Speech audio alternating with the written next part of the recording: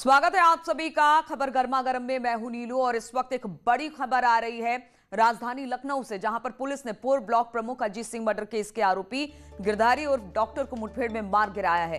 Police custody से भागने की कोशिश के दौरान पुलिस ने उसे मार गिराया। शूटर गिरधारी ढेर हुआ है, एनकाउंटर में मारा गया है। गिरधारी और डॉक्टर रिमांड के दौरान भागने की कोशिश कर रहा था। असलाह बरामद करवाने के लिए पुलिस लेकर इसे जा रही थी जब इसने भागने की कोशिश की। हम आपको बता दें, गिरधारी अजीत पर हत्याकांड का मुख्य आरोपी है। 6 जनवरी को अजीत सिंह की हत्या हुई थी, जिसका मुख्य आरोपी गिरधारी था। तो गिरधारी उर्फ डॉक्टर पुलिस मुठभेड़ में मारा गया है।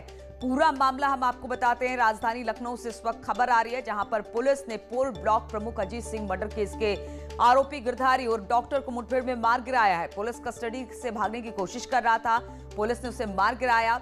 गिरधारी ढेर हुआ है, एनकाउंटर में पुलिस पर फायरिंग की, भागने की कोशिश की, जिसके बाद उसे मारा गया है। भागने की कोशिश के दौरान, क्योंकि जब पुलिस उसे लेकर जा रही थी असलाह बरामद करवाने के लिए, तो उसी दौरान इसने भागने की कोशिश की। भागने की कोशिश के दौरान उसने पुलिस पर फायरिंग भी की। बताया जा रहा है इसी फायरिंग के बाद पुलिस की मुठभेड़ गिरधारी से और इसी में मारा गया मुख्य आरोपी गिरधारी। बातचीत करने के लिए ऋषभ मणि इस वक्त हमारे साथ लखनऊ से जुड़ गए हैं। ऋषभ, किस तरह से ये पूरा मामला सामने आया, किस तरह से पुलिस की मुठभेड़ हुई है इसके साथ?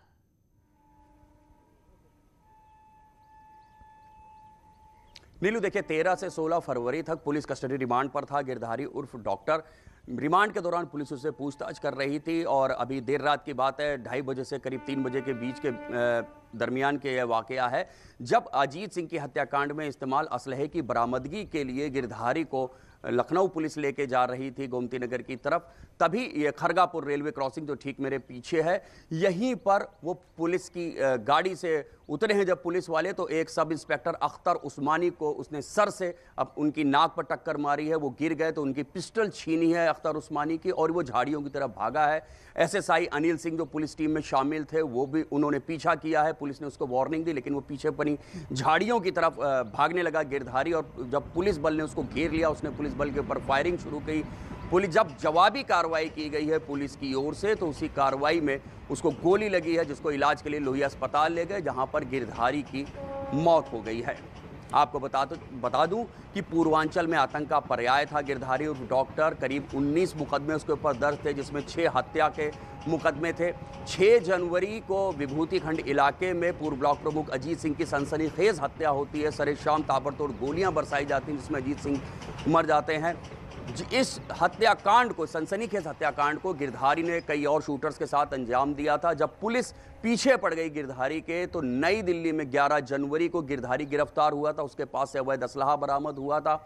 उसके बाद से ही लखनऊ पुलिस कोशिश कर रही थी कि दिल्ली पुलिस से कब उसको गिरधारी मिले और वो पूछताछ करे, जिसके बाद प्रोडक्शन वारंट मांगा गया था। वो दिल्ली पुलिस यहां पर उसको लेकर आई थी और 13 से 16 फरवरी के बीच पुलिस कस्टडी रिमांड पर था गिरधारी। इसी रिमांड के दौरान उससे अजीत सिंह की हत्या में कौन कौन साजिश रचने वाले थे, कैसे साजिश रची गई, कौन कौन शामिल थे, ऐसी तमाम पूछताछ हुई। और उसके बाद एविडेंस एक्ट के तहत ये किया जाता है, पुलिस को करना होता है कि उस वारदात में जो भी चीज़ इस्तेमाल की गई हो, चाहे मोबाइल फ़ोन हो चाहे असलहे, उसको बरामद किया जाता है। मोबाइल फ़ोन एक बरामद हो चुका था और असलहों की बरामदगी के प्रयास में पुलिस लगी थी।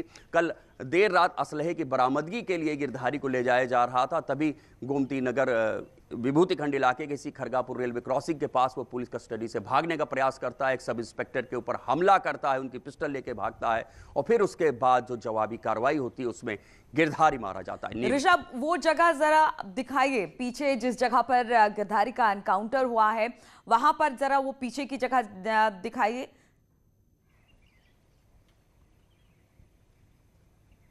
जी, मैं अपने कैमरा पर्सन से कहूंगा, ये देखिए मेरे बाएं तरफ रेलवे क्रॉसिंग से लगा हुआ ये जो झाड़ी बताई जा रही है, यहीं पर बताते हैं कि कल गिरधारी को जब वो असलहे बरामदगी के लिए लाए थे, जब पुलिस टीम उतर रही थी अपनी गाड़ी से, उसी वक्त सब इंस्पेक्टर अख्तर उस्मानी के सिर से वो उसकी नाक पर प्रहार करता है। अख्तर उस्मानी गिर जाते हैं तो अख्तर उस्मानी की सर्विस पिस्टल लेके गिरधारी भागता है।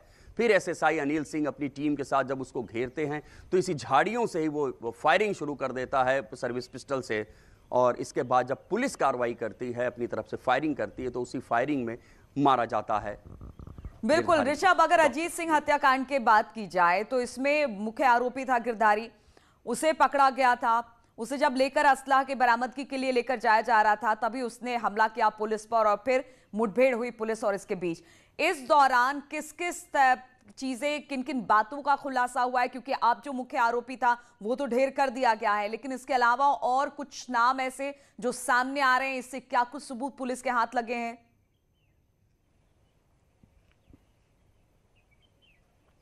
नीलू देखिए, एक वो ड्रेडेड क्रिमिनल था, कुख्यात शूटर था और उसके ऊपर 1 लाख का इनाम वाराणसी था। सितंबर 2019 में उसने एक बड़े ट्रांसपोर्टर नितेश सिंह और बबलू की हत्या की थी। फिर उसके बाद लखनऊ में उसने बड़े हत्याकांड को अंजाम दिया। कल भी उसने जिस दुस्साहसिक तरीके से ये पुलिस के ऊपर फायरिंग की है, उसमें 3 पुलिस वाले घायल हुए हैं। एसएसआई अनिल सिंह के बाजू को छूते हुए गोली निकली है। जो इंस्पेक्टर है विभूति खंड के चंद्रशेखर सिंह, उनकी बुलेट प्रूफ जैकेट में भी एक गोली लगी है। तो कुख्यात शूटर था, दुस्साहसिक अपराधों को वो अंजाम देता था। बीते 1 दिन से वो पुलिस की कस्टडी रिमांड पे था। पुलिस ने उनसे जो पूछताछ की है, पुलिस के सूत्र जो हमें बता रहे हैं कि हाँ, कुछ साजिश जिसने रची, कैसे रची गई, कहाँ से लॉजिस्टिक सपोर्ट इंतजाम किया गया, कहाँ से असलहे जुटाए गए, मोबाइल फ़ोन, स्कूटी और जो वाहन इस्तेमाल किए गए, ये सारी चीज़ें पुलिस ने उससे जान ली हैं। और आगे पुलिस की जो तफ्तीश चल रही है, विवेचना के दौरान हो सकता है कुछ नामों को उसमें और भी बढ़ाया जाए।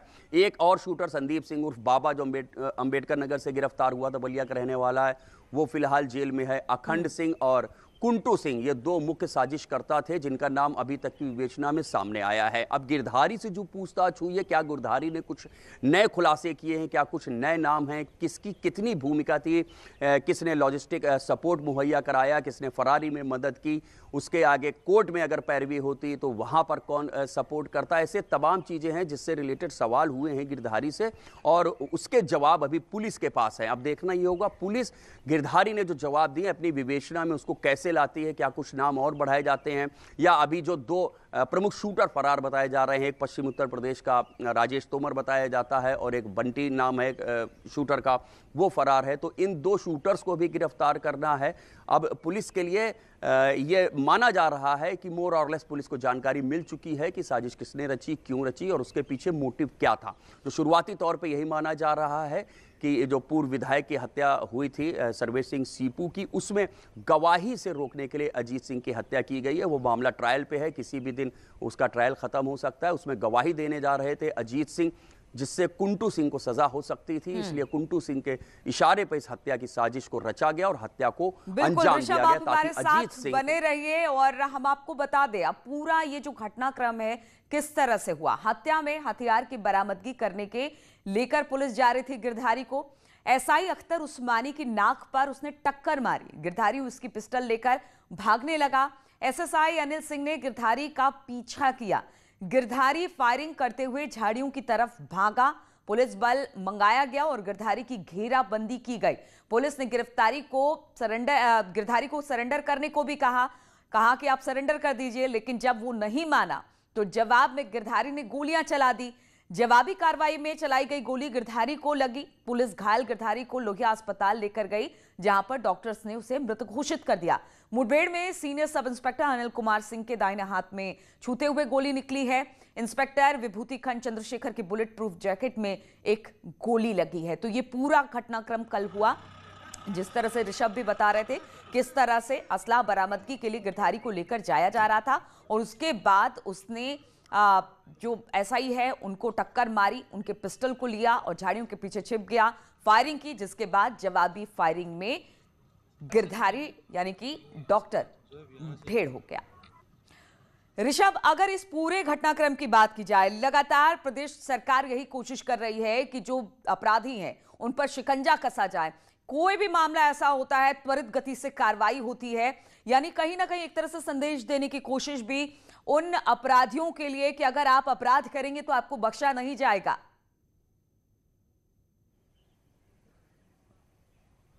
जी नीलू, बिल्कुल ये कहना बिल्कुल वाजिब होगा। जब से उत्तर प्रदेश में योगी आदित्यनाथ की सरकार आई है, अपराध और अपराधियों के ऊपर सख्त कार्रवाई की गई है। हम पिछले साल की बात कर लेते हैं, बिकरू कांड की, जिसमें 8 पुलिसकर्मी ऋषभ, यहाँ पर आपको उसके बाद रोकूंगी। लगातार एक्स डीजीपी ब्रिजलाल जी इस वक्त हमारे साथ जुड़ गए हैं। ब्रिजलाल जी, जिस तरह से ये मुठभेड़ हुई है और सबसे बड़ी बात यह है कि अपराधियों पर लगातार सरकार शिकंजा कस रही है, पुलिस भी लगातार काम कर रही है, इसको आप किस तरह से देखते हैं, इस एनकाउंटर को, इस मुठभेड़ को?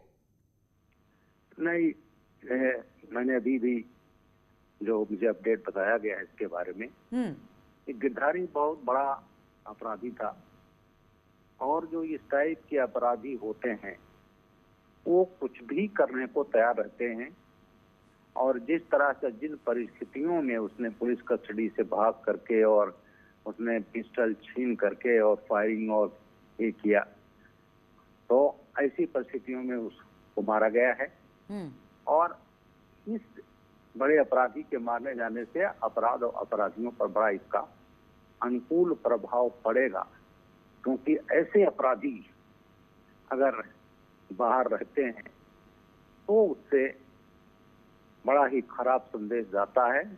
और ये जो घटना हुई है योगी आदित्यनाथ की सरकार में, कि अगर कोई बड़ा अपराधी इस टाइप की हरकत करेगा तो उसका क्या अंजाम होगा, इससे एक बड़ा सकारात्मक अपराधियों पर एक असर पड़ेगा।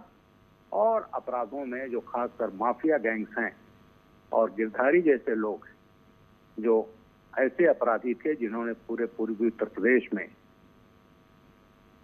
अपना एक अपराध का साम्राज्य कायम कर रखा था, उसका खात्मा हुआ है।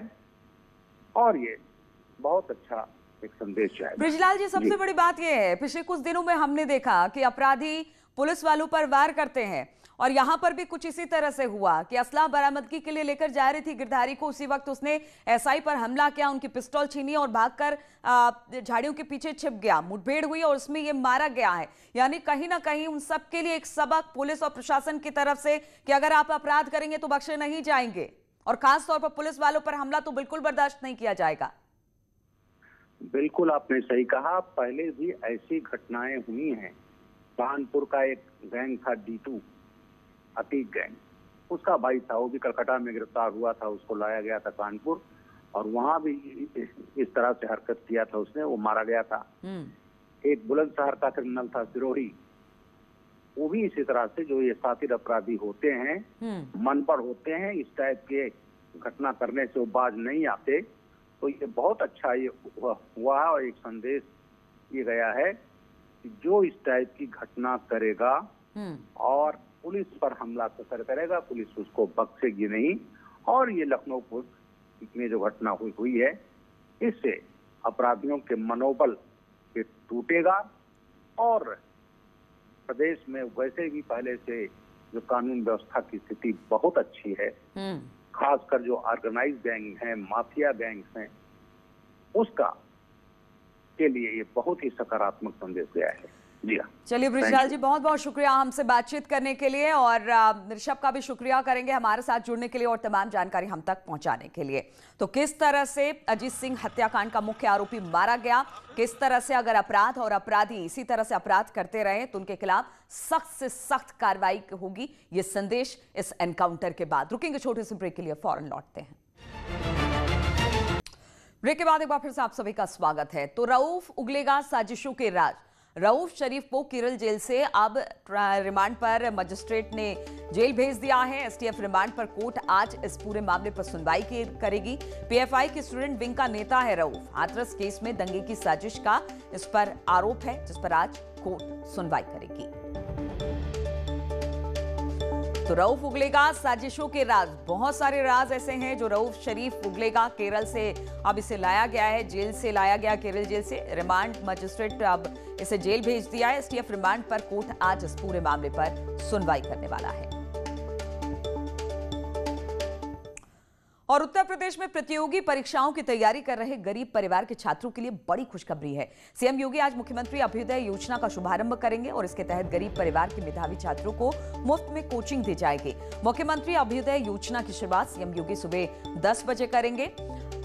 18 मंडल मुख्यालयों पर इसका लाइव प्रसारण किया जाएगा। करीब मेधावी छात्रों को इसमें फ्री में कोचिंग मिलेगी, जिसमें यूपीएससी, जी, नीट, एनडीए, सीडीएस के लिए कोचिंग होगी। आईएएस, आईएफएस, पीसीएस अधिकारी मार्गदर्शन करेंगे इसमें, जहां पर यह कोचिंग होगी, जिसमें चयनित छात्रों से संवाद भी आज सीएम करने वाले हैं।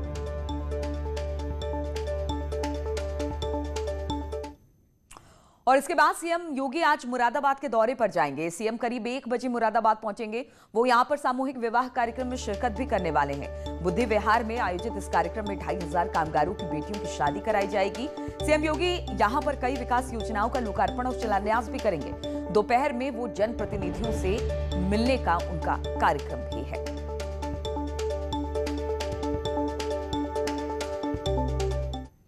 और प्रियंका गांधी उत्तर प्रदेश में कांग्रेस की जमीन मजबूत करने के लिए लगातार दौरे कर रही हैं। आज प्रियंका बिजनौर के दौरे पर जाएंगी, जहां वो किसान पंचायत में शामिल होंगी।